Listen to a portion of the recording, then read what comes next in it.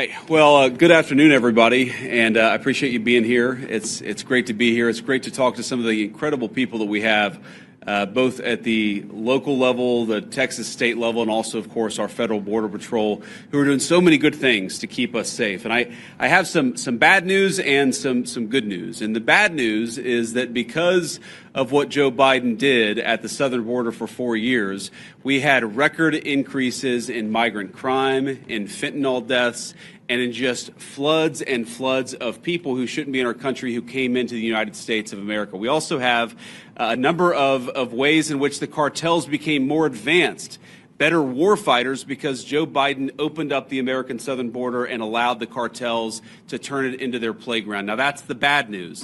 The good news is, as President Trump said last night at the State of the Union, it turns out we didn't need new laws. We didn't need fancy legislation. We just needed a new president of the United States, and thank God that's exactly what we have. And I will say that the most heartening message that I take away from my visit here at the Texas border is the number of Border Patrol agents who have come up to me and said thank you, or said because of this, we've cut the number of border crossings from 1,500 a day to 30 a day. Or the people who have come up and said we've seen a reduction in 85% of the number of people who are dying at the American southern border. And every single day that we continue to keep this border safe, that means less migrant crime, that means less fentanyl coming into our communities, that means more safety and security for the people of the United States of America. And of course, we know the border problem, the border crisis under Biden's administration was a national crisis, but it acutely affected the communities right here. And I've already heard heartbreaking stories of people who are still picking up the pieces, local mayors who are still dealing with the budgetary consequences of what the Joe Biden administration allowed to happen at the American southern border. And that, too, is something that President Trump is going to help address, help fix, and help solve.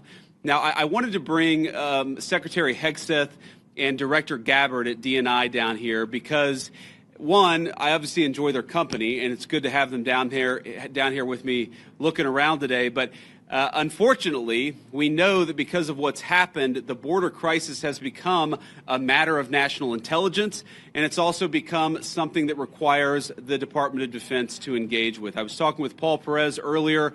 The drone technology that the cartels are using requires, unfortunately, a military response and military support. So it was important for Secretary Hegseth to see what's going on, because we know that the millions and millions of people who were let in over the last 4 years, many of them are connected to foreign terrorists. It's important for our leader of national intelligence to get a sense of what's here on the ground. So before we take questions from the press, and all of us are willing to take questions, I want to give Secretary Hegseth and then Director Gabbard an opportunity to say a few